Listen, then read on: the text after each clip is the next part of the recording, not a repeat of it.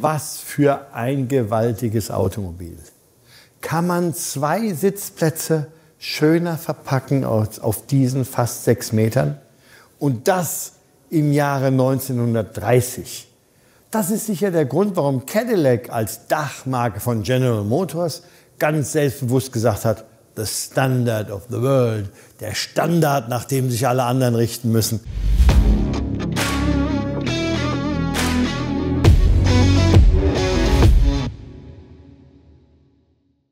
Herr von Engelbrechten, wo kommt dieses wundervolle Auto her? Von Cadillac in den USA. Und dann ist es direkt ausgeliefert worden nach Gibraltar. Ja. Der Gouverneur von Gibraltar wollte neben seinem Dienstwagen, dem Rolls-Royce, einen vernünftigen Privatwagen haben und hat sich diesen gekauft. Und dann ist er bis zum Krieg da gewesen. Danach ist er über den Krieg in Marokko gewesen. Und dann ist er von Marokko aus über Holland nach Hamburg gekommen und von Hamburg dann zu mir. Ja, das ist so toll, dass wir jetzt mal aussteigen und uns dieses Auto rundum angucken. Ja. Denn er hat ja nicht nur diesen 16-Zylinder-Motor unter der Haube, sondern so viel Extras, wie man sich eigentlich das in der damaligen Zeit noch überhaupt nicht vorstellen konnte. Wir müssen uns vorstellen, was für eine Zeit war, als dieser Wagen 1930 herauskam. Duesenberg, Packard, Cord und andere Hersteller balgten sich um die amerikanischen Oberklassekunden, um die ganzen Filmstars und natürlich auch um die reichen Wirtschaftsmagnaten. Und da war dieser Cadillac tatsächlich einer von denen, der am meisten konnte und den man sich im Verhältnis dann trotz seiner 16 Zylinder durchaus auch leisten konnte. Das fängt schon damit an, dass wir hier eine umklappbare Frontscheibe haben. Man kann ihn also sehr stark sportlich machen. Unter der Haube, wie gesagt, ein 16-Zylinder-Motor mit über 7 Liter Hubraum.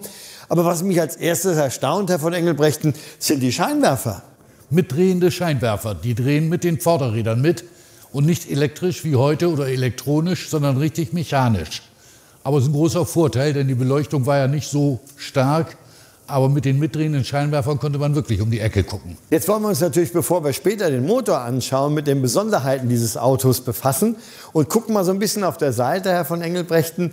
Da gibt es ja also erstmal unterhalb der Fahrertür eine Lampe, die wahrscheinlich den Weg beleuchtet, wenn man im Dunkeln ankommt. Das ist eine Trittbettbeleuchtung, ja. Und es gibt auch Schubladen. Na, Schubladen nicht. Das sind einfach nur Klappen für Werkzeug und auf der anderen Seite für die Batterie. Wenn man ihn so anschaut, und wir machen jetzt mal die Tür auf, und da werden wir feststellen, die Bedienung ist eigentlich ganz unkompliziert, ist wie bei den anderen Autos. Ganz wie bei normalen Autos. Die übliche Dreigangschaltung, Kupplung und Bremse und Gas und Anlasserschalter, das Übliche. Mit einem Blick auf die Sitzbank sehen wir ja, man kann notfalls zu dritt fahren.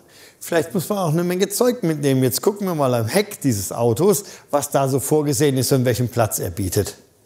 Als erstes fällt ja auf, es gibt einen großen Kofferraumdeckel. Trotzdem hat man aber hier etwas ganz Luxuriöses, nämlich ein ausklappbares Gepäckrack. Richtig. Für einen großen Koffer, der zu Hause eingepackt wurde, dann darauf geschnallt wurde. Und wenn man ankam im Hotel, dann wurde er vom Hotelpersonal aufs Zimmer gebracht. Also bequemeres Reisen als heute. Dann wurde das Gepäckrack wieder eingeklappt. Jetzt gucken wir das Schmuckstück an. Den mit ganz viel Aluminium gebauten riesigen 16-Zylinder-Motor dieses Autos. Ja. Wie man natürlich gleich sieht, hat man sich da sehr viel Gedanken um die Ästhetik gemacht. Und es ist, glaube ich, pro Seite auch nur ein Vergaser. Wir sehen diese großen Ansaugbrücken. Also alles ist eigentlich sehr schlicht und sehr schön. Typisch amerikanisch, robust, einfach. Überschaubar, keine Elektrokabel zu sehen. Auf jeder Seite ein Vergaser, auf jeder Seite ein Auspuffkrümmer und eine Ansaugbrücke. Auf jeder Seite die Vakuumansaug-Behälter. Es ist einfach gestaltet, aber sehr effektiv. Und ich glaube, der Cadillac war auch sehr zuverlässig. Eigentlich sehr zuverlässig, ja. Ja, genau. Wird man denn nicht permanent angesprochen, wenn man damit unterwegs ist? Ist man immer jemand, der sich regelrecht durch die Menge bitten muss, damit man wieder einsteigen darf? Wenn man anhält, dann läuft man Gefahr, dass man angesprochen wird. Aber deshalb fahre ich viel. Die längste Fahrt, die wir gemacht haben, war durch Österreich.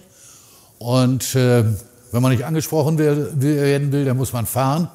Aber sonst ist es eigentlich ein großes Vergnügen, damit zu fahren. Wir wollen hoffen, dass Sie schon in nächster Zeit wieder gemütlich unterwegs sein können mit diesem Cadillac 16-Zylinder von 1930 mit Fleetwood-Karosserie. Lieber Herr von Engelbrechten, ganz herzlichen Dankeschön, dass Sie hier bei der Präsentation zur Bremen Classic Motor Show dabei waren.